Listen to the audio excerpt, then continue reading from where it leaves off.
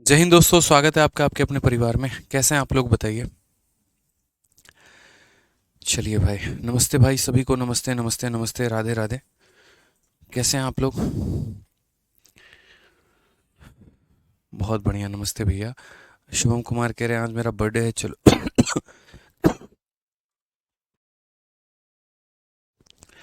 जन्मदिन की बहुत बहुत शुभकामनाएं शुभम भाई आपको। भगवान बहुत कामयाब बनाए आपको। चलो,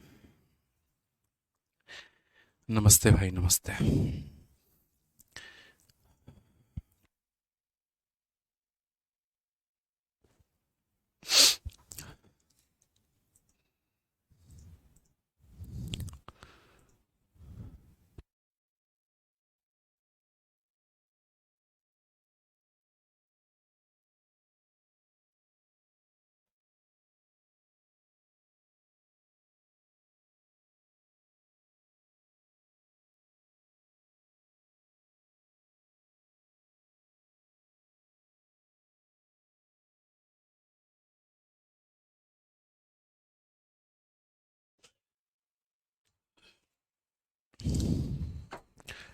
चलिए, तो सबसे पहले एक छोटी सी बात बता दें, कल वाली क्लास जो है वो प्राइवेट हो जाएगी, जो 2-4 मिनट की थी, जिसमें हमने कहा था कि थोड़ा इमरजेंसी है और उसकी वजह से निकलना पड़ा। और आज आपका क्लास नंबर 2 है, ये 3 नहीं है, 2 है। ये मिस्टेक हो गया हमारी टीम से, इसको सही कर देंगे अभी।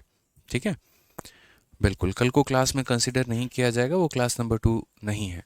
आज क्लास नंबर 2 है और इस वीडियो का टाइटल क्लास नंबर 2 मिलेगा आपको। ठीक है, आ जाइए। तो अभी सब ठीक है, कोई दिक्कत की बात नहीं है। कल थोड़ा सा एक प्रॉब्लम आ गया था जिसकी वजह से जाना पड़ा जल्दी, बाकी सब ओके है, कोई दिक्कत नहीं है। आइए चलिए, क्वेश्चन नंबर 4 को पढ़ते हैं। क्या बोला गया? इन्होंने इक्विलेटरल ट्रायंगल, ठीक है, ये हमारा एक समबाहु त्रिभुज है जिसमें जो डी है वो हमारा पैरेलल है बीसी के, और एम एन जो है वो पैरेलल है डी के। अगर हम बात करते हैं यहाँ पर, तो देखो ये जो डी है हमारा, ये हमारे बीसी के पैरेलल है, और ये जो हमारा एम एन है वो हमारा डी के पैरेलल है, मतलब ये इसके पैरेलल है और ये इसके पैरेलल है।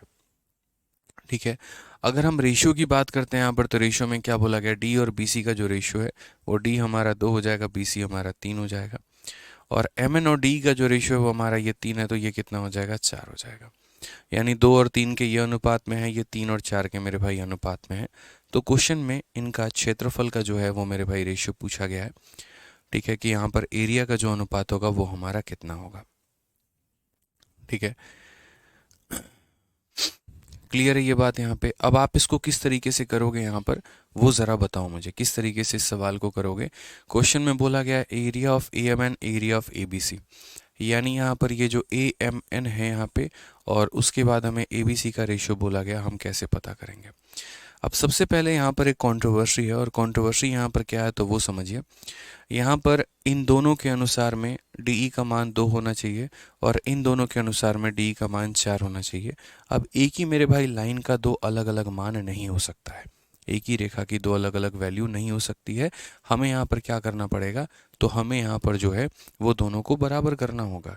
ये 2 है और ये 4 है, तो ये 2 और 4 को क्या करना होगा? बराबर। तो अगर इसे बराबर करेंगे तो यहाँ पर बोलेंगे 2 वाले को 4 बनाने के लिए क्या करना होगा? 2 वाले को 4 बनाने के लिए सर 2 से गुना करना होगा। 2 वाले को 4 बनाने के लिए क्या करना होगा? 2 से गुना। और यदि हम यहाँ 2 से गुना करेंगे तो हम यहाँ भी 2 से गुना करेंगे। अब ये हमारा 3 हो चुका है, ये हमारा 4 हो चुका है, और ये हमारा 6 हो गया। 3 हो गया, 4 हो गया और 6 हो गया। क्लियर है ये बात? यहाँ कोई परेशानी की बात है, बताइए। तो इसका मतलब यहाँ पर क्या हो गया? तो इसका मतलब सर 3 है, 4 है और 6 है।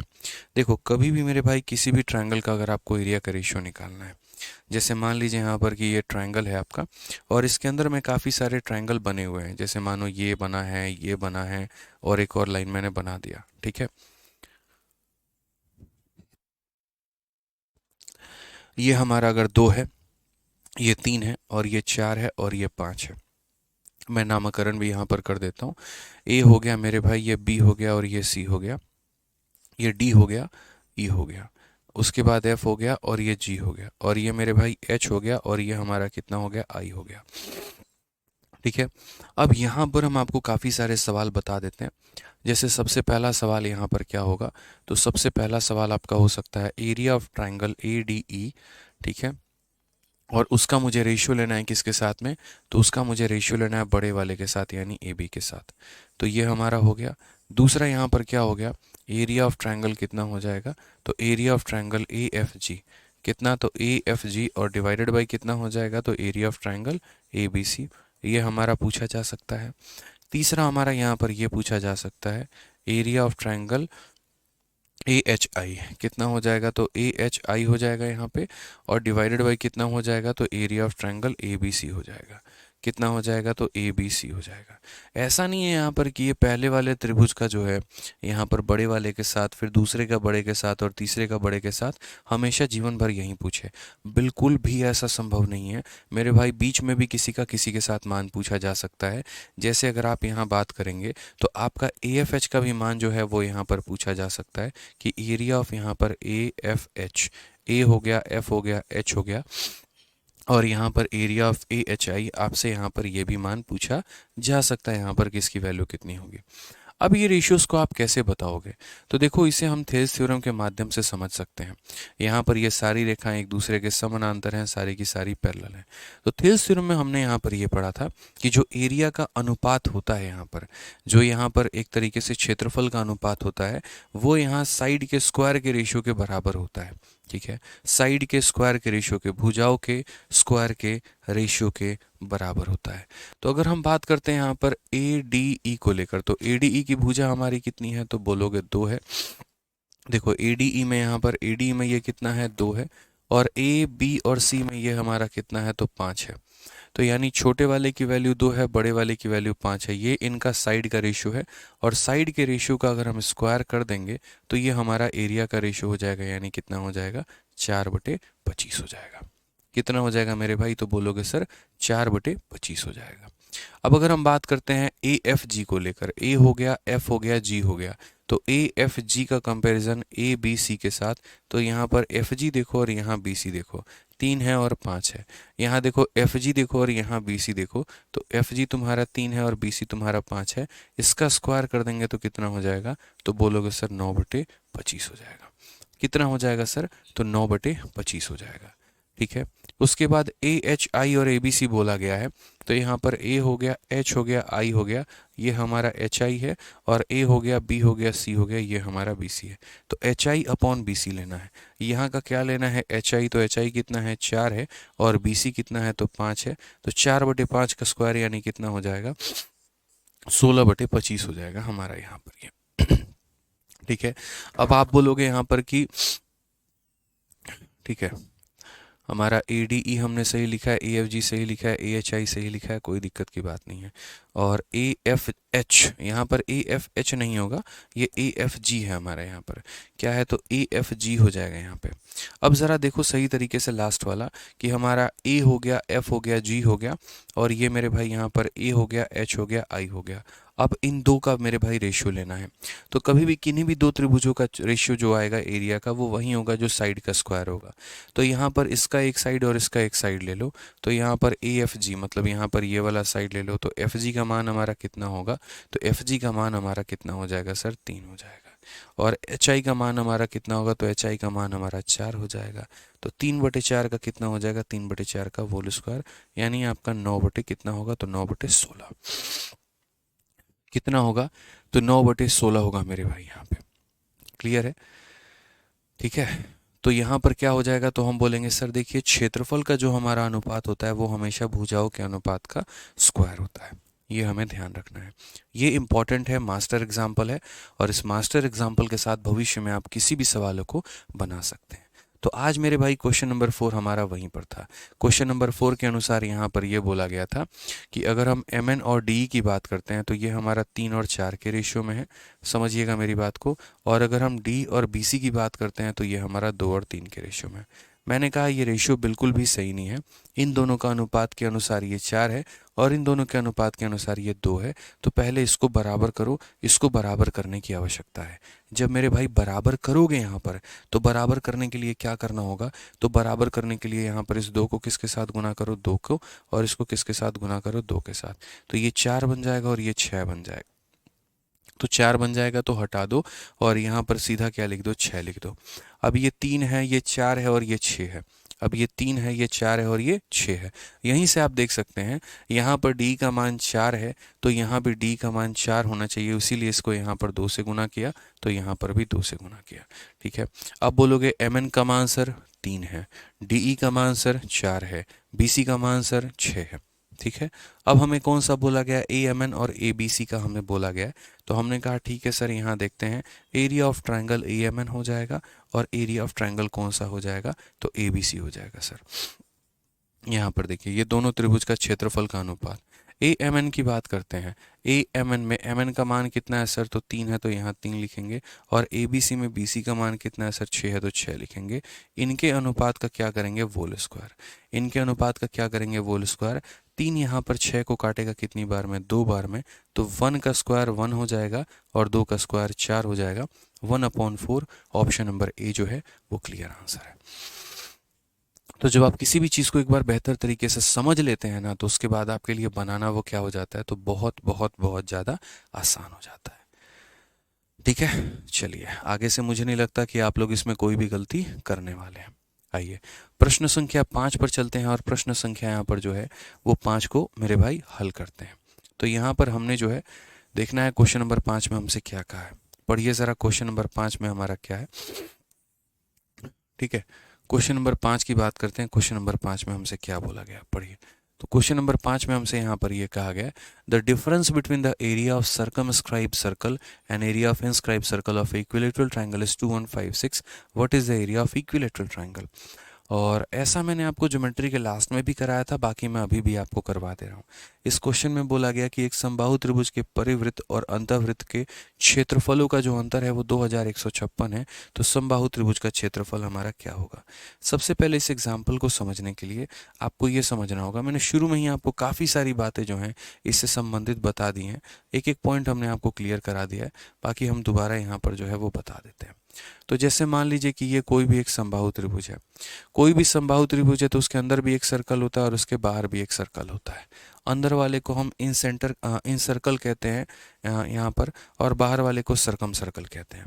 अंदर वाले के त्रिज्या को अंदर वाले के केंद्र को हम अंतः केंद्र बोलेंगे और बाहर वाले के केंद्र को परिकेंद्र बोलते हैं। अंदर वाले के रेडियस को इन रेडियस यानी यहाँ पर अंतः त्रिज्या बोलते हैं। ठीक है, और बाहर वाले का परित्रिज्या बोलते हैं। यहाँ पर ये सेंटर से इसका जो रेडियस होता है यहाँ पर ये भुजाओं पर होता है और इसे हम इन रेडियस बोलते हैं यहाँ पे। ठीक है, क्या बोलते हैं, इन रेडियस, यानी यहाँ पर क्या हो जाएगा, तो अंतः त्रिज्या। और यहाँ पर इसी सेंटर से अगर वर्टेक्स पर हम मिलाएं, चाहे आप इस वर्टेक्स पे चले जाओ, चाहे आप इस वर्टेक्स पे चले जाओ, चाहे आप इस वर्टेक्स पे, तो उसको सरकम रेडियस कहा जाता है, परित्रिज्या कहा जाता है। और इक्विलेटरल ट्रायंगल की साइड कितनी होती है, तो साइड हमारा ए होता है। ठीक है, तो सबसे पहली बात यहाँ समझना, हमने यहाँ पर अच्छे तरीके से पढ़ा था कैपिटल आर की वैल्यू कितनी होती है, तो बोलोगे सर a/√3 होता है। ज्योमेट्री में पढ़ रखा है सेंटर ऑफ ट्रायंगल में। और स्मॉल आर की वैल्यू जो होती है वो कितना होता है, तो a/2√3 होता है। अगर हम यहाँ देखेंगे तो कैपिटल आर को स्मॉल आर के साथ जब आप कंपेयर करेंगे तो बोलेंगे सर ये a/√3 है, इसको कंपेयर करना है a/2√3 के साथ में। ठीक है, ए से हमारा ए खत्म, ये से हमारा ये खत्म, मल्टीप्लाई करेंगे तो रेशियो हमारा 2 और 1 का आएगा। यानी इनके रेडियस का रेशियो हमारा कितना होगा, तो रेडियस का रेशियो 2 और अनुपात 1 का होगा। अगर रेशियो का मतलब रेडियस का रेशियो हमारा इतना होगा तो उस केस में यहाँ पर मेरे भाई जो है वो हम बात करेंगे। ठीक है, तो हम बोलेंगे सर फिर एक काम करो, बड़ा वाला सर्कल यानी यहाँ पर सरकम सर्कल, और सरकम सर्कल यहाँ पर कितना हो जाएगा, तो सरकम सर्कल हो गया और यहाँ पर इन सर्कल हो गया।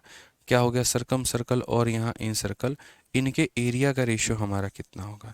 तो यहाँ पर अगर रेडियस का रेशियो 2 और 1 का है तो एरिया का रेशियो हमारा हो जाएगा 4:1 यहाँ पे। और ऐसा क्वेश्चन हम आपको करवा चुके हैं, इसमें मेरे भाई कहीं पर कोई दिक्कत की बात नहीं है कि रेडियस का रेशियो 2 और 1 के अनुपात में होता है और एरिया का रेशियो 4 और 1 के अनुपात में। ये हमारा क्या हो गया, तो पॉइंट नंबर 1 हो गया। अब पॉइंट नंबर 1 के बाद पॉइंट नंबर 2 जो हमने आपको सिखाया है वो हम आपको थोड़ा सा और बता दें। तो पॉइंट नंबर 1 के बाद पॉइंट नंबर 2 जो आप लोगों ने सीखा है वो यहाँ पर ये है कि कैपिटल आर की वैल्यू वो होती है और स्मॉल आर की वैल्यू यहाँ पर ये होती है। बट कई बार एग्जामिनर डिफरेंस पूछ लेता है, और डिफरेंस क्या पूछता है, तो बोलेगा यहाँ पर डिफरेंस किसका मेरे भाई, या ऐसे कह लीजिए यहाँ पर कि आप सीधा सीधा आसान भाषा में ये कह सकते हैं कि सर ये पूछ लेता है कि एरिया ऑफ, क्या पूछ लेगा, area of circumcircle, area of circumcircle, यानी बड़ा वाला सर्कल के क्षेत्रफल में से अगर हम यहाँ पर छोटे वाले के सर्कल के क्षेत्रफल को घटाएं तो कितना होगा। बड़े वाले सर्कल में से मेरे भाई अगर हम छोटे वाले को घटाएं, एरिया ऑफ इन सर्कल यहाँ पर, तो हमारा कितना होगा। तो बड़े वाले का जो होगा मेरे भाई यहाँ पर क्या होगा, तो pi into capital R square, छोटे वाले का होगा pi into small R square. ठीक है, अगर हम यहाँ पाई कॉमन ले लेंगे तो हमारा हो जाएगा R square minus R square यहाँ पे। ठीक है, अब यहाँ देखोगे तो पाई कैपिटल आर की value A upon root three है, तो इसका स्क्वायर कितना होगा, तो ए स्क्वायर अपॉन थ्री हो जाएगा, ए स्क्वायर अपॉन थ्री हो जाएगा। और यहाँ पर छोटे आर की वैल्यू इतनी है तो इसका स्क्वायर ए स्क्वायर अपॉन कितना होगा, दो दूनी चार इंटू तीन हमारा 12 हो जाएगा। ठीक है, अगर हम एलसीएम देखते हैं मेरे भाई तो क्या होगा, तो बोलोगे 3 और 12 का एलसीएम सर हमारा कितना होता है, तो 12 होता है। ठीक है, ये 3 का 4 गुना, तो 4a स्क्वायर में से a स्क्वायर मेरे भाई चला गया, तो बोलोगे सर 3a स्क्वायर अपॉन 12। 3 से हम काटेंगे यहाँ पर तो हमारा हो जाएगा पाई ए स्क्वायर और बट्टे में कितना हो जाएगा, 4 हो जाएगा। सारी बातें लगभग लगभग हमने आपको बता रखी हैं। ठीक है, नहीं बताई तो अभी जान लीजिए यहाँ पे कि सर इतना होता है। एलसीएम ले लो ना, यहाँ 4a स्क्वायर में से स्क्वायर गया 3a स्क्वायर अपॉन 12, तो पाई ए स्क्वायर अपॉन में 4। यानी कभी भी भविष्य में अगर मान लीजिए यहाँ पर कि बड़े वाले सर्कल और छोटे वाले सर्कल के एरिया का डिफरेंस अगर हम जानेंगे तो यहाँ पर कितना हो जाएगा, तो बोलेंगे सर ये पाई ए स्क्वायर अपॉन 4 होता है। कितना होता है, तो बोलेंगे सर पाई ए स्क्वायर अपॉन में 4 होता है, ये हमारा डिफरेंस है सर।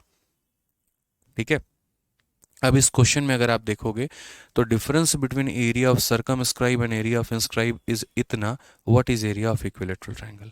यानी अगर वो डिफरेंस की वैल्यू दी गई है तो आपको सीधा याद रखना है कि डिफरेंस कितना होता है, तो पाई ए स्क्वायर अपॉन 4 होता है। और ये वैल्यू किसके बराबर है, तो 2156 के बराबर है। इसको कैसे लिखोगे, तो पाई की वैल्यू तुम्हारी हो जाएगी 22/7, उसके बाद यहाँ पर हो जाएगा ए स्क्वायर, उसके बाद यहाँ पर हो जाएगा 4, उसके बाद यहाँ हो जाएगा 2156। अगर हम 22 से बात करते हैं तो हम इसे कैसे काटेंगे ज़रा देखना। तो 22 से अगर हम बात करेंगे तो बोलेंगे सर देखो 11 से काटेंगे 2 बार में, 11 से काटेंगे सर 1 बार में 11, 9 बार में 99 और इतना हो जाएगा सर। अगर हम 2 से काट देते हैं तो कुल मिलाकर हमारा ये 2 बार में कटेगा। तो ए स्क्वायर की वैल्यू हमारी कितनी आ जाएगी, तो ए स्क्वायर की वैल्यू 7 इंटू 2 14 और 14 इंटू 196 आ जाएगा। क्वेश्चन में मेरे भाई क्या बोला गया, एरिया ऑफ इक्विलेटरल ट्रायंगल। तो इक्विलेटरल ट्रायंगल का एरिया कितना होता है, अगर हम बात करें तो ट्रायंगल का जो एरिया होगा वो हमारा कितना होगा, तो वो एरिया होता है √3/4 इंटू ए स्क्वायर। कितना होता है, तो √3/4 इंटू ए स्क्वायर। तो यहाँ √3/4 लिखना है और ए स्क्वायर के लिए मेरे भाई यहाँ पर ए स्क्वायर की वैल्यू एज इट इज उतार के छाप देनी है। अगर हम 4 से काटेंगे तो 4 का 4 गुना 16। ठीक है, और उसके बाद यहाँ पर हो जाएगा आपका 4 9 36 मल्टीप्लाई कर लो, यहाँ 14 का 9 गुना मेरे भाई कितना हो गया, 126 का 6, 12 पास में, 14 चौके 56 और मेरे भाई 12 हमारा 68, 686 √3 हमारा करेक्ट आंसर आ जाएगा। तो कोई बहुत बड़ा सवाल नहीं था, ये बहुत ही आसान सवाल था और इस तरीके से मेरे भाई आप यहाँ पर समझ सकते हैं, इस तरीके से हम कर सकते हैं। अजय भाई आपका एग्जाम्पल, आपके मतलब डाउट को हम क्लियर करेंगे अभी, समझ लीजिए पहले। तो यानी जो डिफरेंस होता है यहाँ पर बड़े वाले सर्कल और छोटे वाले सर्कल में वो कितना होता है, पाई ए स्क्वायर अपॉन 4। ये एक अच्छा सवाल था जिसमें डिफरेंस की वैल्यू दी थी, तो वहाँ से ए स्क्वायर का मान निकाल लिया और एरिया पूछा था तो √3/4 स्क्वायर कर दिया। अब अजय का कहना है कि सर पीछे वाले क्वेश्चन में आपने एएमएन में 2 से गुना क्यों नहीं किया, ऊपर वाले एएमएन में 2 से गुना क्यों नहीं किया। ठीक है, बहुत शानदार मेरे भाई, यहाँ पर आप इस बात को समझिए। आपका यहाँ पर ये कहना है कि एएमएन वाले में 2 से गुना क्यों नहीं किया। ठीक है भाई, यहाँ पर हो सकता है एक बच्चे का ये डाउट था कि सर जैसे मानो आपने इसमें 2 गुना किया है तो इसमें 2 से मल्टीप्लाई क्यों नहीं किया है। तो यार ये एक छोटा सा बेसिक सा कॉमन सेंस की बात है भाई यहाँ पर कि ये जैसे 4 था तो मुझे इसको 4 बनाना था, इसको 4 बनाने के लिए ही 2 से गुना करेंगे, और जब इस रेशियो में अगर मानो हम इसे 2 से गुना करेंगे इसीलिए ये 2 से गुना होगा।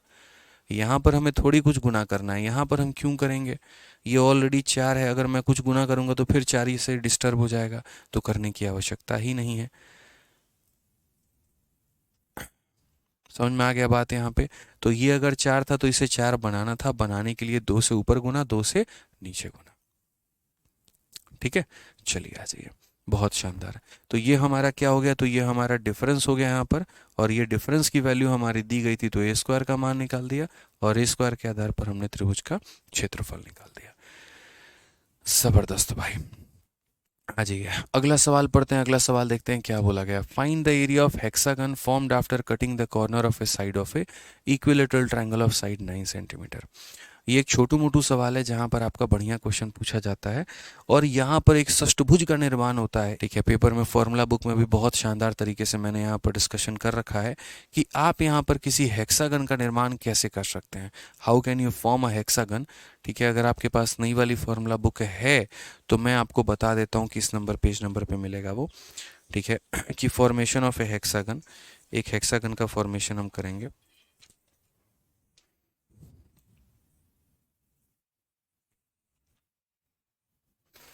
मेंसुरेशन 2D के अंदर में ही है।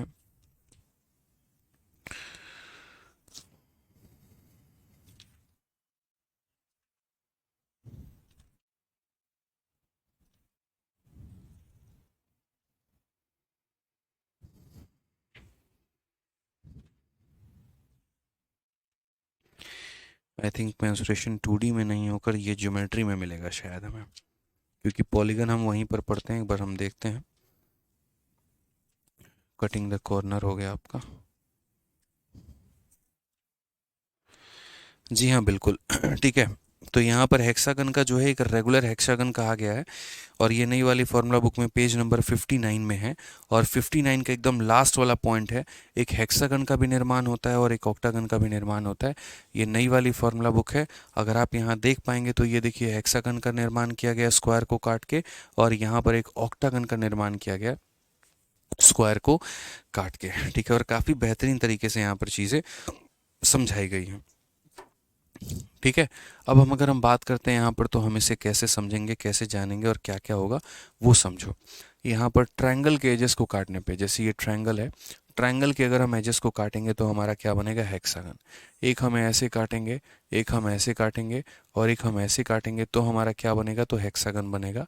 और वो कैसा होगा, तो वो कुछ इस प्रकार का होगा। देखो ये पूरा का पूरा मेरे भाई यहाँ पर एक हेक्सागन आपका बनने वाला है। 1 2 3 4 5 6। तो यानी अगर हम किसी त्रिभुज के तीनों कोनों को काट देते हैं तो हमारा षष्ठभुज बनता है और अगर हम किसी मान लीजिए वर्ग के चारों कोनों को काट देते हैं तो यहाँ पर मेरा ऑक्टागन बनता है।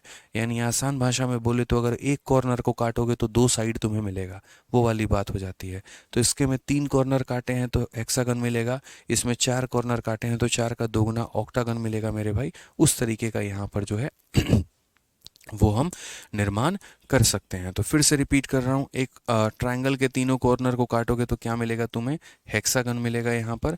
और अगर मान लीजिए यहाँ पर कि अगर वर्ग का यानी स्क्वायर का अगर चारों कॉर्नर काटोगे तो क्या मिलेगा, ऑक्टागन मिलेगा। अब यहाँ पर हम दोनों केस को समझाते हैं कि इस केस में एरिया क्या होगा और इस केस में एरिया क्या होगा। अगर आप बोलोगे तो मेरे भाई हम यहाँ पर जो है प्रॉपर तरीके से, सर मेरा रोहित नाम का है कि सर मेरा मेंस में 340 प्लस आ रहा है, क्या सीजल में दिल्ली पोस्ट आएगा, क्या अभी जीएसटी में पुणे है, अभी 350 पे दिल्ली आ जाएगा। ठीक है रोहित भाई, आ सकता है आपका, ऐसा नहीं है। बहुत शानदार अगर आपका स्कोर है अभी 340 के करीब में अगर आप एक्सपेक्ट कर रहे हो तो आराम से जो है वो आपका मतलब दिल्ली में पोस्टिंग मिल सकता है। ठीक है, बाकी अगर आपको और डिटेल में बात करनी हो मुझसे तो आप अपना नंबर दे दो कमेंट बॉक्स में, हम आपको जो है वो फ़ोन कर लेंगे। क्लियर है ये बात यहाँ पे, आ जाइए। ठीक है, ध्यान रखिए। ठीक है, अब यहाँ पर देखिए क्या बोला गया है। तो जैसे मान लो कि यहाँ पर ये क्या हो गया, ये हमारा एक इक्विलेटरल ट्रायंगल है और इक्विलेटरल ट्रायंगल को काटने पे हमें क्या बनाना है, हेक्सागन बनाना है।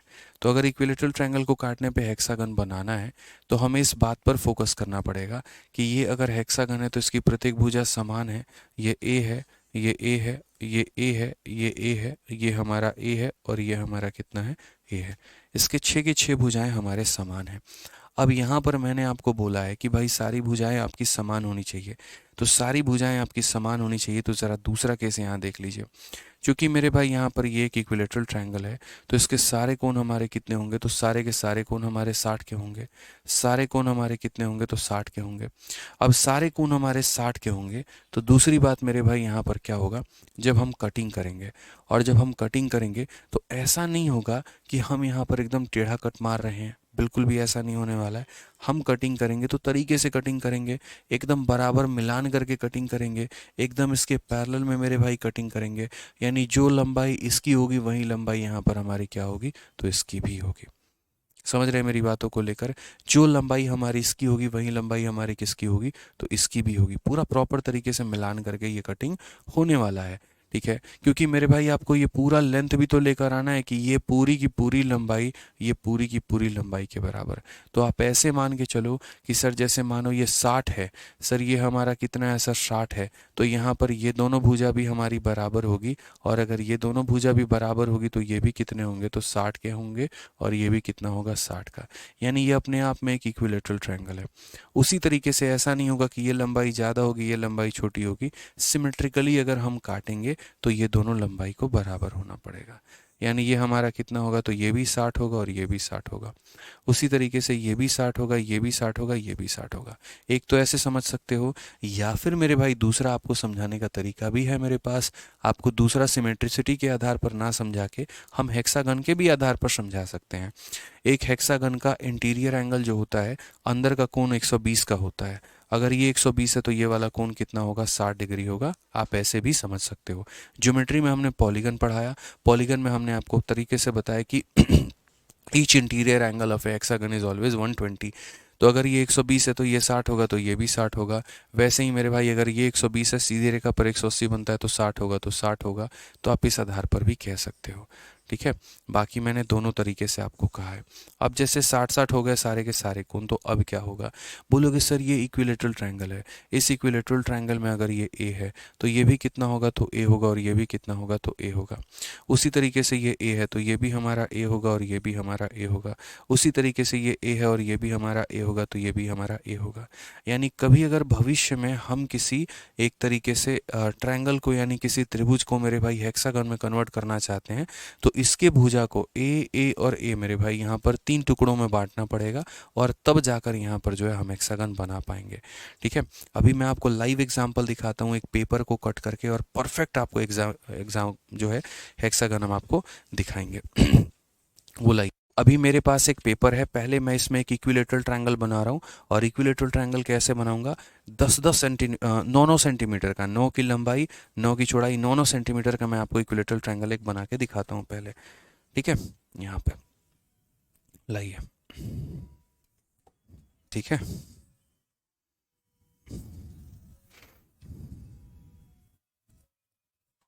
देखिए अभी मेरे हाथ में यहाँ पर जो है वो पूरा का पूरा मैंने एक ट्रायंगल बना लिया है। अभी मैं आपको फाड़ के भी दिखा देता हूँ ये ट्रायंगल हमारा कैसे है, क्या है, ठीक। और फिर उसके बाद हम लोग इसकी कटिंग भी कर लेंगे, ठीक है। पेज फाड़ना शुरू कर दिया है हम लोगों ने।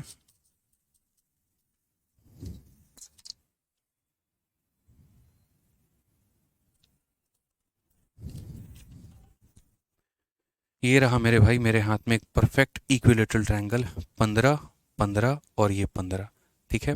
15 15 15 का मैंने लिया, 12 भी छोटा लग रहा था, तो 15 15 15 सेंटीमीटर के मैंने ले लिए हैं।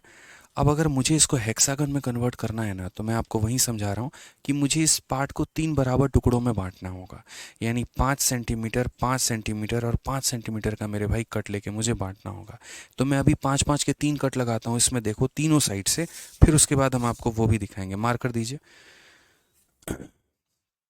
तो यहाँ पर 5-5 के मेरे भाई 3 कट भी लगेंगे, वो भी देखते चलो आप यहाँ पे।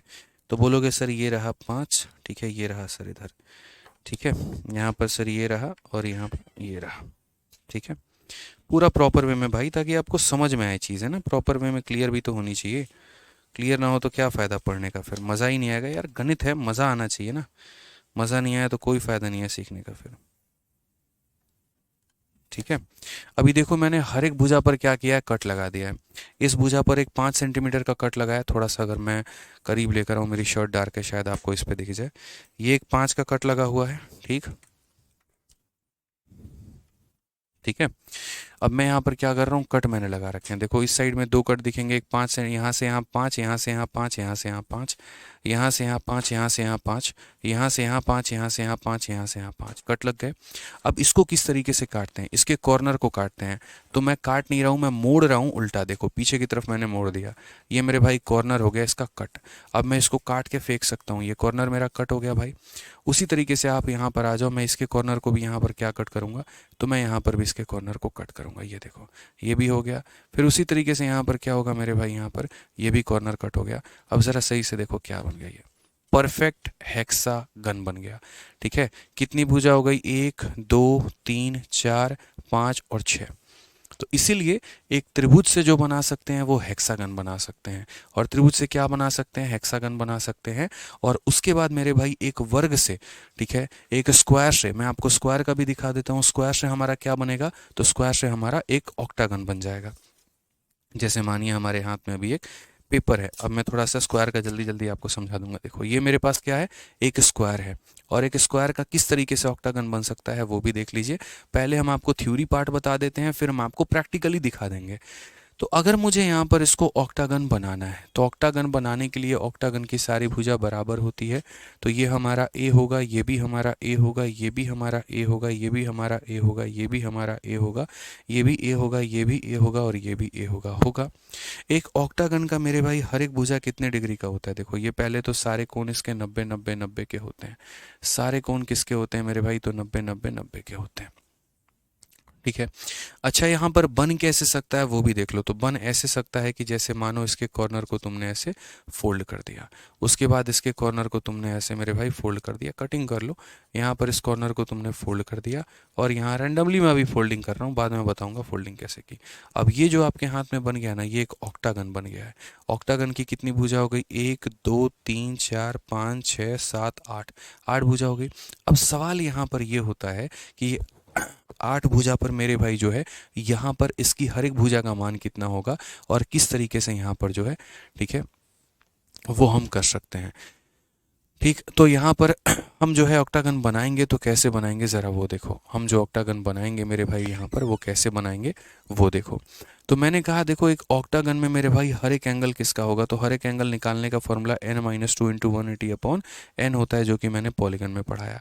8 में से 2 गया तो 6 इंटू 180, और बट्टे में कितना हो जाएगा, तो बट्टे में 8 हो जाएगा। 2 से 3 बार में, 2 से 4 बार में 45, 45 का 3 गुना मेरे भाई कितना होता है, 135।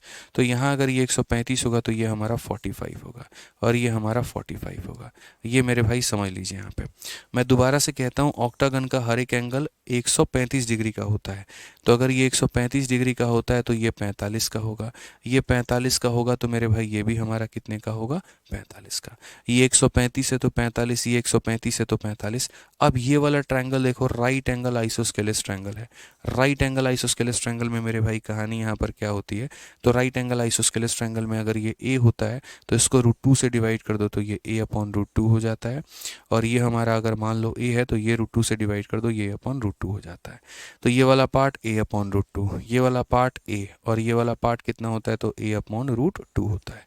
यानी आसान भाषा में अगर हम कहें तो स्क्वायर का जो साइड होगा, अगर कोई स्क्वायर का साइड निकालना चाहता है तो यहाँ स्क्वायर का साइड हमारा कितना होगा, a/√2, पहली बात यहाँ पे। फिर हमारा हो जाएगा यहाँ पर a हो जाएगा, और यहाँ पर मेरे भाई a/√2 हो जाएगा। a/√2 का इस्तेमाल 2 बार है, तो हम कह सकते हैं 2 इंटू a/√2, और फिर मेरे भाई यहाँ पर कितना, तो a, √2 इसे √2 बार में काटेगा, तो यहाँ पर a कॉमन ले लेंगे तो क्या हो जाएगा, √2 + 1। यानी ये अगर स्क्वायर का साइड है तब जाकर मेरे भाई किसी ऑक्टागन का जो साइड बनता है वो हमारा कितना बनता है, a बनता है। कई बार रेशियो भी पूछ लिया जाता है कि इन दोनों के भुजा का अनुपात कितना होगा, तो रेशियो लेते वक्त इसका a और इसका a कट जाता है, तो ये 1 और 2:1 मेरे भाई, √2 + 1 रेशियो आ जाता है। ठीक है, तो रेशियो लेते वक्त कितना हो जाएगा, ये बात प्रॉपर फार्मूला बुक में मैंने कहा ना, पेज नंबर 59 करके नई वाली फार्मूला बुक में दिया गया है। देखो यहाँ पेज नंबर 59 में मैं आपको दिखा देता हूँ, क्योंकि अभी पीडीएफ खोलूँगा बहुत टाइम लगेगा। ढंग से देखो यहाँ पेज नंबर 55 में कि regular octagon form by square, तो यहाँ साइड ऑफ स्क्वायर दे रखा है, साइड ऑफ ऑक्टागन आपका दे रखा है। प्रॉपर तरीके से आप यहाँ पर कह सकते हैं कि अगर ऑक्टागन की भुजा हम a लेंगे तो स्क्वायर की भुजा हमारी इतनी निकल के आ जाएगी। अब हेक्सागन की अगर हम बात करते हैं, हेक्सागन में मेरे भाई क्या होगा, तो यहाँ पर 2 चीज़ें होंगी, एक तो हमारा हेक्सागन आ जाएगा, ठीक है, यहाँ पर कि एक हमारा हो जाएगा ट्रायंगल, कि ट्रायंगल की भुजा हमारी कितनी होगी, और दूसरा हमारा हो जाएगा हेक्सागन का भुजा कितना होगा। ठीक है, अब यहाँ पर अगर ट्रायंगल की भुजा हमारी ए और ए मेरे भाई तीनों होगी, तो उस केस में हेक्सागन की भुजा हमारी कितनी होगी, तो ए होगी, जिसका अगर हम लोग रेशियो भी लेना चाहे तो यहाँ पर रेशियो ले सकते हैं। तो 2 पॉइंट हमने सीखे। पॉइंट नंबर 1 हमने क्या सीखा कि त्रिभुज से हेक्सागन बनाते हैं और मतलब वर्ग से हम ऑक्टागन बनाते हैं। ठीक है, रूट टू कहाँ से है भाई, ये राइट एंगल ट्रायंगल पढ़ाया, इतना बेसिक में मैं नहीं जाऊंगा यहाँ पे, क्योंकि भारती कुमारी 1000 बार पढ़ा चुका हूँ। इतना बेसिक में मुझे ले जाओगे ना तो यहाँ समझ लो 1 साल तो मुझे ज्योमेट्री पढ़ाने में लग जाएगा। राइट एंगल आइसोस्केलेस ट्रायंगल पढ़ाते वक्त 1000 बार कहा है कि इसको रूट टू से डिवाइड करो ये आता है, इसको रूट टू से डिवाइड करो ये आता है। तो हर एक चीज़ अब इतना बेसिक में मुझे मत लेके जाओ, विनती है आप लोगों से, नहीं तो मेरे भाई पूरे क्लास में 2-3 क्वेश्चन से ज़्यादा मैं कुछ भी नहीं करा पाऊंगा। ठीक है, आ जाइए। तो क्लियर हो गया। तो find the area of A hexagon formed after cutting the corner of A side of A equilateral triangle, यहाँ पर कितना हो जाएगा 9। तो जैसे मानो इक्विलेटरल ट्रायंगल है, अभी आप लोगों ने सीखा कि अगर मानो यहाँ पर ट्रायंगल का, ठीक है, अगर मानो यहाँ पर देखो यहाँ पर क्या होता है, अगर ट्रायंगल की भुजा हमारी 3 है तो हेक्सागन की भुजा ए होगी, यानी इसको किससे करना होता है, तो इसको डिवाइड बाई 3 से करना होता है। यानी आप ऐसे कह सकते हैं कि त्रिभुज के भुजा को 3 से भाग करिए, हेक्सागन का भुजा निकल के चला आता है यहाँ पे। तो अगर हम बोलेंगे यहाँ पर, तो बोला गया है सर देखिएगा ये हमारा ट्रायंगल है और ट्रायंगल की वैल्यू हमारी यहाँ पर, ट्रायंगल की जो साइड है यहाँ पर क्या बोलेंगे, ठीक है, अगर हमें यहाँ पर निकालना है मेरे भाई क्या, तो साइड ऑफ हेक्सागन निकालना है, साइड ऑफ हेक्सागन निकालना है। तो हेक्सागन का साइड निकालने के लिए हमें क्या करना पड़ेगा, तो हेक्सागन का साइड निकालने के लिए मेरे भाई साइड ऑफ ट्रायंगल, और साइड ऑफ ट्रायंगल कितना दिया गया है, तो साइड ऑफ ट्रायंगल हमारा 9 दिया गया है, तो उस 9 को हमें 3 से डिवाइड करना होगा। तो यहाँ इसका वैल्यू निकल के आ जाएगा 3। बोला गया हेक्सागन का एरिया बताओ, तो आपको भी पता है कि हेक्सागन का एरिया कितना होता है, पॉलीगन में हम पढ़ा रखे हैं। तो एरिया ऑफ हेक्सागन हमारा हो जाएगा यहाँ पर 6 इंटू √3/4 इंटू a², ये हमारा होता है। तो बात करेंगे तो 6 हो जाएगा इंटू √3/4 हो जाएगा, और a की वैल्यू कितनी होगी, तो a की वैल्यू 3 का स्क्वायर 9 हो जाएगा। ठीक है, आप यहाँ पर काटना चाहे तो काट सकते हैं, 2 से 2 बार में, 2 से 3 बार में, कुल मिलाकर मेरे भाई हो जाएगा 27, और बट्टे में 2 इंटू हो जाएगा हमारा √3। करेक्ट आंसर है कौन सा ऑप्शन है, तो ऑप्शन नंबर सी का होना प्यार है। ठीक है, तो ध्यान रखना है यहाँ पर। ठीक, क्लियर है ये बात। आ जाइए, चलिए नेक्स्ट क्वेश्चन चलते हैं, क्वेश्चन नंबर 7 देखते हैं। क्वेश्चन नंबर 7 में क्या बोला गया, अगला सवाल यहाँ पढ़िए। बोला गया इन द गिवन फिगर, यहाँ पर ए बी सी डी एक रेक्टेंगल है, ए हो गया, बी हो गया, सी हो गया, डी हो गया, एक रेक्टेंगल है। और उसके बाद यहाँ पर एक ट्रायंगल हमारा ए एफ ई करके है, यहाँ पे एक त्रिभुज हमारा ये हो गया, और एक ट्रायंगल हमारा यहाँ पर कौन सा है, तो यहाँ पर ई एफ सी करके है। एक ये ट्रायंगल है और एक ये ट्रायंगल है, 2 ट्रायंगल है। तो बोला गया in the given figure A B C D is a rectangle and this triangle are equilateral triangle. अगर मेरे भाई ट्रायंगल का एरिया हमारा बी सी का एरिया 8√3 है, तो पूरे कंप्लीट रेक्टेंगल का एरिया कितना होगा, पूरे कंप्लीट यहाँ पर इसका जो है वो एरिया हमारा कितना होगा। ठीक है, अब मैंने कहा यार देखो ये भी हमारा एक इक्विलेटरल ट्रायंगल है, ये भी हमारा एक इक्विलेटरल ट्रायंगल है। इक्विलेटरल से मतलब तो आप समझते होंगे समबाहु त्रिभुज हम बोलते हैं। और दूसरी बात यहाँ पर ये हमारा क्या है, तो ये हमारा एक तरीके से मेरे भाई यहाँ पर रेक्टेंगल है। हर एक एंगल के बारे में अगर हम चर्चा करें तो ये एंगल जैसे हमारा 90 है, ठीक है, और ये भी एंगल हमारा 90 है। ये अगर मान लो यहाँ पर इक्विलेटरल ट्रायंगल है तो 60 होगा। अब अगर ये 60 है और पूरी वैल्यू मेरे भाई 90 है, तो ये हमारा कितना होगा, तो ये हमारा 30 होगा। अब ये 90 है और ये 30 है, तो ये मेरा कितना होगा, तो ये मेरा 60 होगा। सिंपल सी बात है यहाँ पे। उसी तरीके से मेरे भाई यहाँ पर ये 90 है, ये हमारा 60 है, तो ये मेरा कितना हो जाएगा, तो ये हमारा 30 हो जाएगा, क्योंकि पूरा कोण 90 होता है। ये 90 है और ये 30 है, तो ये हमारा कितना हो जाएगा, तो 60 हो जाएगा भाई। ठीक है, अब यहाँ पर चलो समझो, इक्विलेटरल ट्रायंगल है तो ये हमारा हो जाएगा ए, ये हो गया ए, ये हो गया ए, और ये अगर ए है तो ये भी ए, और ये अगर ए है तो ये भी ए। मैं आपको काफ़ी सारी बातें जो हैं वो बता रहा हूँ, समझते चलिएगा। ठीक है, और अगर हम ए ना ले मेरे भाई, यहाँ 2a ले ले, तो और मज़े की बात है कि सर सबको एक काम करो 2a ले लो, मैं बाद में बता दूंगा मैंने 2a क्यों लिया है। सबको यहाँ पर 2a ले लो और मज़े की बात आ जाएगी। उसके बाद मैंने आपको ज्योमेट्री से लेकर हर जगह ये पढ़ा रखा है कि अगर कोई ट्रायंगल है और यहाँ पर 30-60-90 का रेशियो बनाता है, कि ये 30 डिग्री है, 60 डिग्री है, तो 90 के सामने 2 यूनिट होता है, 30 के सामने 1 यूनिट होता है, और 60 के सामने √3 यूनिट होता है। ये मैंने पढ़ा रखा है कि इसके सामने 2 होता है, 30 के सामने इतना होता है, 60 के सामने √3 होता है, कि जितना बड़ा कोण उतनी बड़ी भुजा, जितना छोटा कोण उतनी छोटी भुजा। तो अगर हम देखते हैं तो यहाँ मेरे 90 के सामने 2a है, इसीलिए मैंने इसको 2a लिया था कि 90 के सामने 2a। तो 90 के सामने 2a है तो 30 के सामने a होगा, तो 30 के सामने मेरे भाई a होगा, और 60 के सामने √3 है तो 60 के सामने कितना होगा, तो √3a होगा। ये समझो। उसी तरीके से मेरे भाई यहाँ पर 90 के सामने 2 है तो 60 के सामने हमारा कितना होगा, तो √3a होगा, और 30 के सामने हमारा कितना होगा, तो a होगा। ठीक है। अब क्वेश्चन में ज़रा आप देखो तो दिया क्या है और पूछा क्या है। तो बोला गया यहाँ पर area of a triangle BEC is इतना, यानी यहाँ पर क्या हो जाएगा, यहाँ पर BEC कौन सा है, तो बोलोगे सर देखो यहाँ पर BEC, B हो गया, E हो गया, C हो गया। सर इस वाले ट्रायंगल का एरिया यहाँ पर दिया गया है, तो इस वाले ट्रायंगल का एरिया देने का मतलब राइट एंगल ट्रायंगल का एरिया देना। तो राइट एंगल ट्रायंगल का एरिया कितना होगा, तो हाफ इंटू ये हमारा बेस हमारा कितना है, तो A हो गया, और इंटू हमारा हाइट कितना है, तो √3 हो गया। सर यहाँ पर ये वैल्यू दी गई है, और ये वैल्यू किसके बराबर है, तो ये वैल्यू हमारा 8√3 के बराबर है। ठीक है, किसके बराबर है, तो 8√3 के मेरे भाई बराबर है। यहाँ पे क्वेश्चन में हमसे क्या बोला गया, area of complete rectangle. Area of मेरे भाई क्या बोला गया, कंप्लीट रेक्टेंगल बोला गया। हमने कहा सर कैलकुलेट कर लेते हैं यहाँ से, a इंटू ए हमारा a² का मान कितना आ जाएगा, तो a² का मान हमारा 16 आ जाएगा। सिर्फ a² का मान यहाँ रहने दो, a की वैल्यू तुम्हें निकालने की आवश्यकता नहीं है। ठीक है, अब उसके बाद बात करते हैं कंप्लीट रेक्टेंगल का हमारा एरिया कितना होगा। तो कंप्लीट रेक्टेंगल की अगर आप एरिया निकालना चाहते हैं पूरा का पूरा मेरे भाई ये आयत का, तो रेक्टेंगल का एरिया कितना होता है, तो लंबाई इंटू चौड़ाई। लंबाई तुम्हारा कितना है, तो बोलोगे लंबाई 3 है, और चौड़ाई तुम्हारा कितना है, तो बोलोगे सर √3 है। यानी कहीं ना कहीं आप यहाँ बोलोगे 3 इंटू √3 यानी 3√3, और इंटू यहाँ पर a², तो a² की वैल्यू 16 है, यानी कुल मिलाकर आंसर 48√3 आ जाएगा, जो कि हमारा करेक्ट आंसर होगा। ऑप्शन नंबर सी का होना प्यार है। ठीक है, 2-3 बच्चे तब से कमेंट कर रहे हैं। एक बच्चा तो ये कह रहा है आपकी शीट बैंकिंग के लिए इनफ है, तो हाँ भाई इनफ है। एक कह रहा है सर आपका 2023-24 के लिए इनफ है, तो हाँ भाई इनफ है। इनफ नहीं होता तो तुम्हें पढ़ाते क्यों, क्योंकि जिस बैच से आप लोग पढ़ते हैं उसी बैच से हमारे अपने भाई बहन भी पढ़ते हैं, हमारे चाचा के बेटा हो गए, रिलेशंस में हो गए। ठीक है, तो मेरे लिए सब समान होते हैं। ऐसा तो बेईमानी करूंगा नहीं ना मैं कि कुछ छुपा के रख लूंगा अपने पास में जो मैं आप लोगों को नहीं पढ़ाऊंगा। बिल्कुल मेरे भाई इनफ है। शुरू से मैं कहता हूँ किसी भी कॉम्पिटिटिव एग्जाम्स की तैयारी कर रहे हो सबके लिए इनफ है। ठीक है, तो समझना पड़ेगा। तीसरा बच्चा कह रहा है कि सर ज्योमेट्री पहले करें या मेंसुरेशन। अगर आप ज्योमेट्री पहले करना चाहो तो पहले वो करो ताकि आपको बाकी चीज़ें रिलेट कर पाओ मेंसुरेशन में। नहीं तो ऐसा लगेगा यार क्या हो रहा है पता ही नहीं चल रहा, ये हेक्सागन क्या होता है, इंटरनल एंगल कैसे निकालते हैं, स्क्वायर एंगल कैसे निकालते हैं, ये बता दो।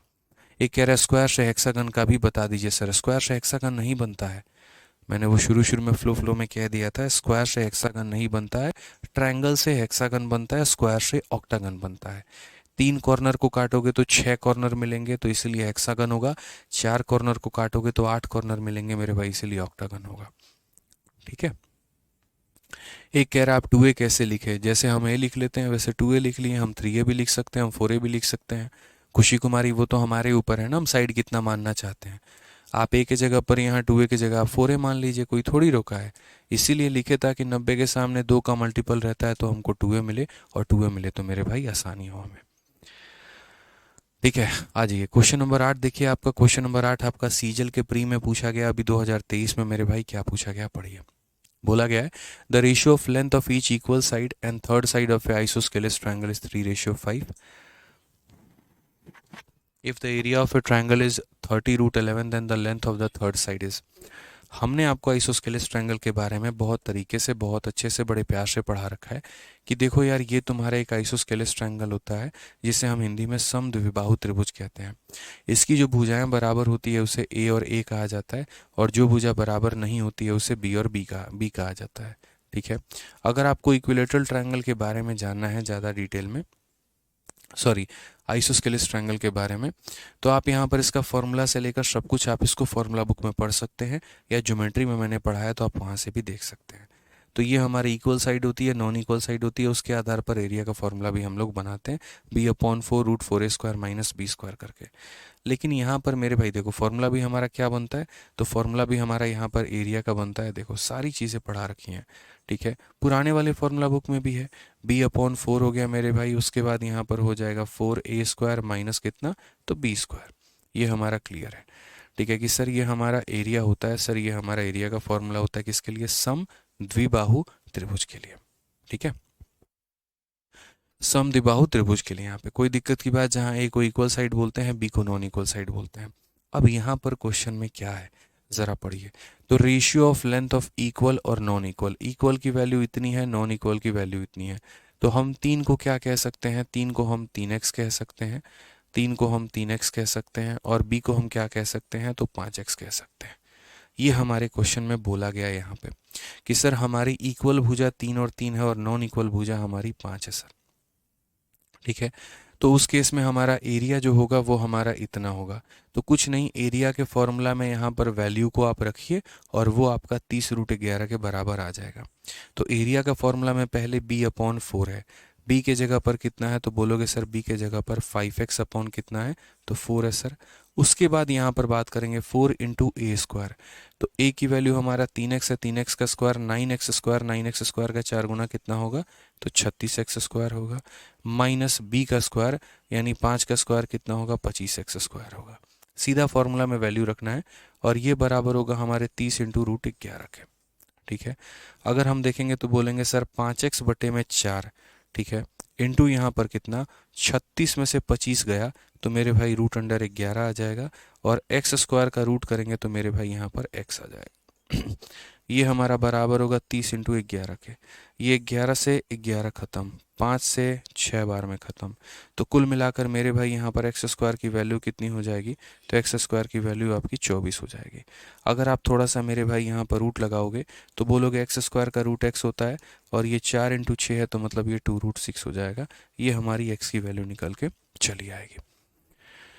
ये हमारी किसकी वैल्यू निकल के चली आएगी, तो x की वैल्यू निकल के चली आएगी। अब क्वेश्चन में हमसे क्या बोला गया है, तो क्वेश्चन में कहा गया लेंथ ऑफ थर्ड साइड, यहाँ पर ये तीसरी वाली भुजा मतलब इसका मान बताना है। तो इसका मान बताना है तो मेरे भाई कितने का मान बताना होगा, तो हमें 5x का मान बताना है। तो हम बोलेंगे 5 इंटू x यानी कितना हो जाएगा, तो 5 इंटू 2√6 यानी आंसर हमारा हो जाएगा 10√6। तो बहुत ही सिंपल सिंपल सवाल है यार, मतलब ये कोई भी मुश्किल कहीं पर कुछ भी नहीं है। जिस बच्चे को मेरे भाई अगर इसका एरिया तक का फॉर्मूला याद नहीं है तो कैसे वो सीजीएल निकालेगा, सोचो। तो यहाँ पर अगर आपको कैलकुलेशन मतलब पेपर अगर एक तरीके से क्रैक करना है, आगे बढ़ना है, तो आपको हर एक छोटी छोटी माइन्यूट डिटेल पता होनी चाहिए, ठीक है। समझ गए बात को लेकर। तो जैसे मानिए ये हमारा एक आइसोस्केलेस ट्रायंगल है, उसके ये साइड होते हैं, उसका ये एरिया का फॉर्मूला होता है। ए का मान दिया गया था, बी का मान दिया गया था, रख लिया तो एक्स का मान निकल के आ गया, और एक्स का मान निकल के आ गया तो हम चाहे तो इक्वल साइड भी बता सकते हैं और चाहे तो नॉन इक्वल साइड भी बता सकते हैं। क्लियर है, चलिए आ जाइए। क्वेश्चन नंबर 9 हमारा क्या बोला गया है, if an isosceles triangle the length of each equal side is A and that of third side is B, area कितना होगा। सीधा सीधा एज इट इज फॉर्मूला, सीधा सीधा मेरे भाई यहाँ पर जो है वो फॉर्मूला मेरे भाई बोल रखा कि यहाँ पर फॉर्मूला हमारा कितना होगा क्या होगा। तो हम यहाँ पर क्या बोलेंगे, तो बोलेंगे ऑप्शन नंबर जो सी है वो हमारा क्या है, तो करेक्ट आंसर है। ऑप्शन नंबर जो सी है वो हमारा क्या है सर, बिल्कुल सही उत्तर है। आ जाइए नेक्स्ट मेरे भाई, यहाँ पर ये क्वेश्चन बोला गया find the area of isosceles triangle whose side are 8, 5 and 5। यहाँ पर कि समद्विबाहु त्रिभुज का क्षेत्रफल ज्ञात करिए जिनके भुजाओं की लंबाई 8, 5 और 5 है। तो अगर हम बात करते हैं यहाँ पर, तो हम बोलेंगे सर देखिए यहाँ पर ये हमारा एक ट्रायंगल है, इक्वल भुजा हमारी 5 हो गई, 5 हो गई, और ये हमारी कितनी हो गई, तो 8 हो गई, ठीक है। हमसे बोला गया इसका क्षेत्रफल बताओ। सिंपल सी बात है, अभी हमारा आंसर क्या आएगा सर, वैल्यू रखे। वैल्यू हमारा कितना है, तो बोलेंगे सर b/4, और यहाँ पर हो जाएगा 4a² माइनस कितना हो जाएगा, तो b², ठीक है। b की वैल्यू यानी नॉन इक्वल साइड कितना है, तो 8 बटे मेरे भाई 4 है। इक्वल साइड की वैल्यू कितनी है, 5 है, 5 का स्क्वायर 25, 25 चौके 100, और b की वैल्यू हमारी कितनी है, 8 का स्क्वायर मेरे भाई 64। अगर हम देखेंगे 4 से काटेंगे 2 बार में, तो यहाँ बोलेंगे 2, 100 में से 64 गया 36, 36 का रूट 6 यानी कितना हो जाएगा 12। करेक्ट आंसर है ऑप्शन नंबर ए का होना प्यार है, ठीक है। तो ये भी छोटू सा सवाल था जिसे आप कर सकते थे। सीधा सीधा फॉर्मूला का वैल्यू लगाते हैं यहाँ पर और उसके बाद मेरे भाई अपना आंसर लेकर आ जाते हैं। आइए चलिए नेक्स्ट क्वेश्चन की बात करते हैं। अगला सवाल देखते हैं। क्वेश्चन नंबर 11 क्या बोला है। एक समद्विबाहु त्रिभुज के आधार पर डाले जाने वाली लंब इतनी है और इसका परिमाप इतना है। समद्विबाहु त्रिभुज का क्षेत्रफल ज्ञात करो। आजकल ऐसा लॉजिकल क्वेश्चन आपके पेपर में पूछा जाता है कि एल्टीट्यूड जो है उसकी वैल्यू दे रखी होगी। जैसे मानो यहाँ पर ये जो आप हाइट डालते हो ना, तो ये हाइट की वैल्यू दे रखी है और हाइट की वैल्यू हमें कितनी दे रखी है, तो √95 दे रखी है। उसके बाद यहाँ पर पेरीमीटर की वैल्यू दे रखी है। पेरीमीटर हमारा पूरा कितना है, 38 है। हमसे एरिया बोला गया है कि एरिया हमारा कितना होगा। तो पेरीमीटर के लिए जैसे मानो यहाँ पर ये ए है, फिर हमारा यहाँ पर ये ए है और ये हमारा कितना हो जाएगा, तो ये हमारा बी हो जाएगा। ये हमारा हो गया ए, हो गया ए, हो गया और ये हमारा बी हो गया। ठीक है, तो हमारा ये हो गया इक्वल साइड और ये हो गया हमारा नॉन इक्वल साइड। क्वेश्चन में यहाँ पर पेरीमीटर की वैल्यू 38 दे रखी है। तो अगर हम बात करते हैं तो यहाँ पर बोलेंगे 2a प्लस बी की वैल्यू, 2a प्लस बी की वैल्यू जो होगा यहाँ पर वो हमारा कितना होगा, तो 38 होगा। ठीक है, और उसके बाद यहाँ पर जो है एल्टीट्यूड की वैल्यू दे रखी है। तो देखो यहाँ पर जैसे ये आइसोस्केलेस ट्रायंगल है तो ये दोनों बराबर होगा, और अगर ये दोनों बराबर होगा तो जब इसको खींचते हैं तो ये भी दोनों हमारा बराबर होता है कि नहीं होता है, तो बोलोगे हाँ सर होता है। यानी अगर ये b है तो मेरे भाई ये वाली भुजा कितनी होगी, तो b/2 होगी, और ये वाली भुजा कितनी होगी, तो b/2 होगी। यानी मेरे भाई क्या क्या डेटा दे रखा है ज़रा समझना। तो मेरे भाई सबसे पहले यहाँ पर ये हाइट का डेटा दे रखा है कि हाइट तुम्हारा कितना है, और दूसरा तुम्हारा पेरीमीटर दे रखा है, पेरीमीटर कितना है। यहाँ पर अगर हम हाइट के बारे में बात करते हैं तो देखो पेरीमीटर की वैल्यू तुम्हारी इतनी है, 2a प्लस बी का मान हमारा इतना है कि सर ये 38 होगा। और उसके बाद यहाँ पर ये जो हाइट है, तो ये हाइट आपका कितना होता है, तो बोलोगे सर देखो हाइट निकालने का जो फॉर्मूला होगा वो बराबर होगा रूट अंडर में, मतलब परपेंडिकुलर निकालना है तो परपेंडिकुलर के लिए हाइपोटेनस के स्क्वायर में से बेस के स्क्वायर को घटाया जाता है। यानी हाइपोटेनस का स्क्वायर इतना है और उसमें से बेस का स्क्वायर घटाएंगे तो b² / 4 आ जाएगा। ठीक है, यानी इसको हम ऐसे भी लिख सकते हैं सर, ये हो जाएगा हमारा 4a² - b², इसका हम रूट कर देंगे और 4 का रूट हमारा कितना आ जाएगा, 2। ये सर हमारी हाइट है और इसकी भी वैल्यू हमें दे रखी है। ये हमारा क्या हो गया, हाइट होता है 4a² - b² √2 हमारा। अब क्वेश्चन में अगर हम बात करते हैं तो क्वेश्चन में क्या बोला गया, एक बच्चा कहता है सर मैं बीपीएससी हाई स्कूल में सेलेक्ट हो गया हूँ। चलिए राज यदुवंशी, बहुत शानदार, बहुत बहुत बधाई हो आपको इसके लिए। बहुत आगे बढ़े जीवन में आप, हमारी ढेर सारी शुभकामनाएं आपके साथ हैं। ठीक है, अब अगर हम इस क्वेश्चन में देखेंगे तो जैसे मानो हाइट की वैल्यू दे दी है, हमें एरिया निकालना है। यार एरिया निकालने के लिए देखो तुम्हें हाइट पता है। अगर मेरे भाई तुम्हें हाइट पता है तो बस तुम यहाँ पर क्या निकाल लो, बेस निकाल लो कि तुम्हारा बेस कितना है। अगर तुम्हें मेरे भाई यहाँ पर बेस पता चल गया, देखो हाइट तो √95 है, कोई दिक्कत की बात नहीं है। बस तुम्हें यहाँ पर b की वैल्यू निकालनी है कि b की वैल्यू तुम्हारी कितनी होगी। ठीक है, तो यहाँ पर देखो दो तरीके से हो सकता है। एक तो आप इसको बेसिक से निकाल सकते हो जो कि मैं अभी बना रहा हूँ, और दूसरा आप हिट एंड ट्रायल मेथड से निकाल सकते हो। हिट एंड ट्रायल मेथड से भी कैसे बनेगा हम आपको वो भी समझाएंगे। तो पहले हम आपको बेसिक से बता रहे हैं कि ये इक्वल साइड है, उसके बाद यहाँ पर ये नॉन इक्वल साइड है। ठीक है, और यहाँ पर देखिए पूरा का पूरा बेसिक से बता रहे हैं। तो आपको समझना पड़ेगा कि पेरीमीटर का मतलब क्या हो गया, इन दोनों का योग। हाइट का मतलब क्या हो गया, इतना। क्वेश्चन में एग्जामिनर ने क्या बोला है, एग्जामिनर ने बोला है हाइट। तो अगर हम देखते हैं हाइट की वैल्यू तो कितनी हो जाएगी, तो बोलेंगे सर 4a² - b² और डिवाइडेड बाई कितना है, 2 है सर, और ये बराबर है किसके, तो √95 के। ये बराबर है √95 के।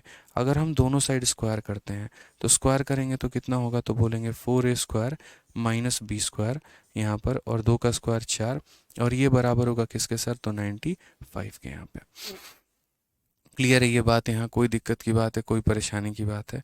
अब ज़रा अगर आप यहाँ देखोगे तो बोलोगे सर 4a² - b² और ये वैल्यू 95 का 4 गुना हमारा हो जाएगा 380 के करीब में।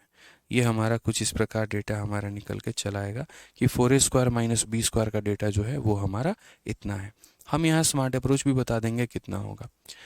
ठीक है, अब यहाँ पर देखोगे तो 2a प्लस बी का भी तुम्हारा ये मान दे रखा है कि पूरा का पूरा जो पेरीमीटर है वो हमारा कितना है, 38 है।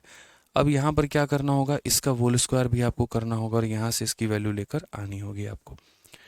जैसे 4a² माइनस b² का वैल्यू दे रखा है तो फिर वहाँ से 4a² प्लस b² करके आएगा आपका, फिर वो कटेगा, फिर वो ए बी की लेंथ लेकर आएगा। थोड़ा लंबा जाएगा, मतलब अगर बेसिक से करोगे ना थोड़ा लंबा जाएगा।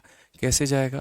जैसे 2a प्लस बी का मान तुम्हारा इतना है, तो यहाँ पर अगर दोनों साइड होल स्क्वायर कर दो, इधर भी और यहाँ पर इधर भी मेरे भाई, तो तुम्हारा 2a का होल स्क्वायर कितना होगा? तो बोलोगे 4a² होगा। फिर उसके बाद यहाँ पर b का स्क्वायर कितना होगा? तो बोलोगे प्लस का b² होगा। ठीक है, फिर उसके बाद मेरे भाई यहाँ पर कितना हो जाएगा? तो प्लस हमारा 4ab हो जाएगा। थोड़ा लंबा जाएगा यार, इससे करने से बेहतर है हम बेसिक ही ना लगा लें। बेसिक कह रहे हैं मतलब ऐसे नॉर्मली हिट एंड ट्रायल ना लगा लें, यहाँ पे सीधा वैल्यू ही हम एज्यूम कर लेते हैं। 95 यहाँ पर कितना आएगा? ऑप्शन का इस्तेमाल करें अगर हम तो, ठीक है, 14 अगर हम लेते हैं तो ये 7 होगा। ठीक है, पेरीमीटर हमारा अगर 38 है, यहाँ पर एक काम कर रहा हूँ मैं, हिट एंड ट्रायल बेसिक से बहुत लंबा जाएगा, सिखाने का मेरा कोई फ़ायदा नहीं है। सीख भी लोगे तो तुम्हारे किसी काम का आएगा नहीं, अप्लाई कर नहीं पाओगे इसको।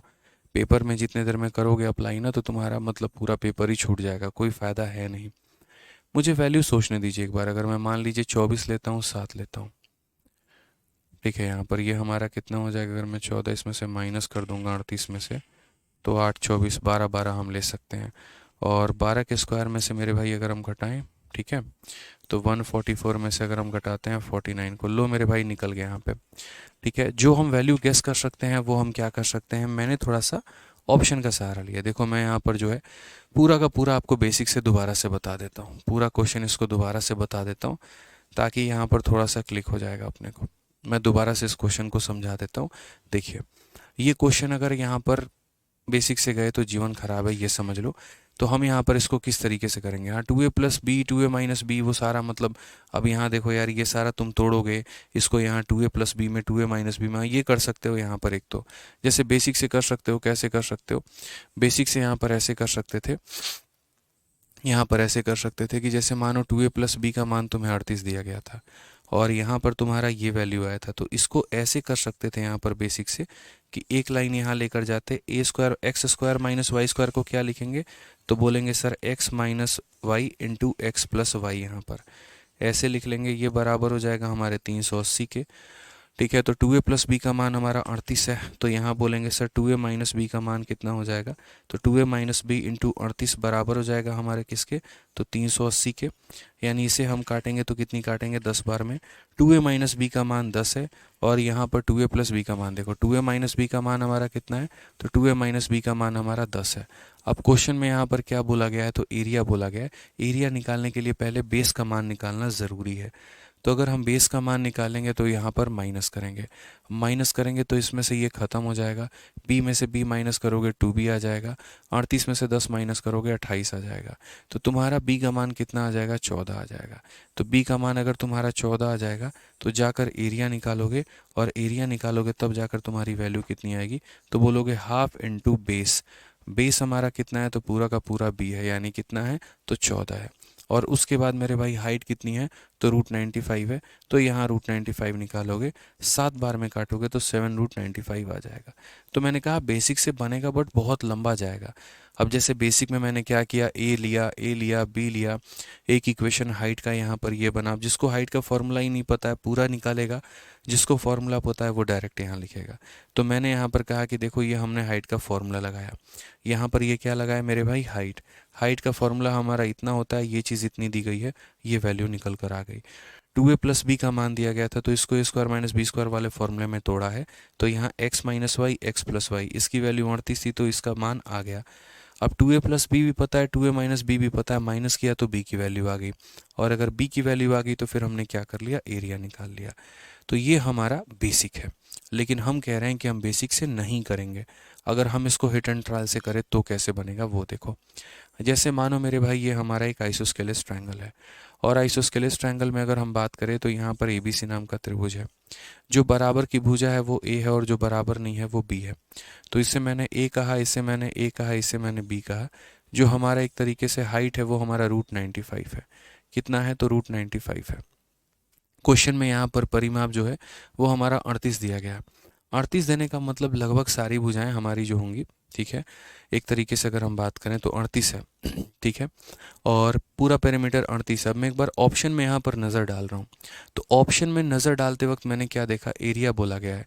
एरिया का मतलब क्या होगा, तो हाफ इंटू देखना, हाफ इंटू बेस और इंटू कितना हो जाएगा, हाइट यहाँ पे √95। यानी ऑप्शन में जो भी दिया गया है मेरे भाई यहाँ पर, वो इतने का मान दिया है, half into B into √95, half into B into √95। ठीक है, मैंने मानो यहाँ पर एक पल के लिए जो है ऑप्शन नंबर सी को चूज़ किया कि ये मेरा ऑप्शन होगा। एक एग्जांपल मैं आपको कह रहा हूँ यहाँ पे, ठीक है, कि यहाँ पर जो है ऑप्शन नंबर सी जो होगा वो हमारा क्या होगा, तो करेक्ट आंसर होगा। ठीक है, अब यहाँ पर मैंने आपको बोला सही तो है भाई, कोई दिक्कत नहीं है, 7√95। अब मान लीजिए यहाँ पर जो है, मान लीजिए कि मैंने ऑप्शन नंबर सी को चूज़ किया और ऑप्शन नंबर सी को मैंने आंसर माना है, तो ऑप्शन नंबर सी को आंसर माना है, तो यानी ये जो एरिया है वो हमारा 14 इंटू √95 आना चाहिए। आना चाहिए कि नहीं, तो बोलोगे हाँ सर यहाँ आना चाहिए।